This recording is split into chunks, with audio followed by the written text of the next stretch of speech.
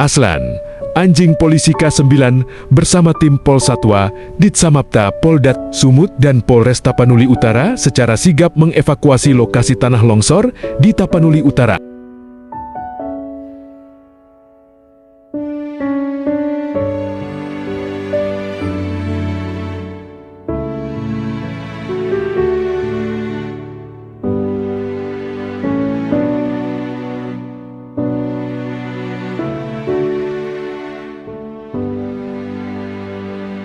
Tim berhasil menemukan 2 jenazah korban bencana yang sebelumnya belum terdeteksi.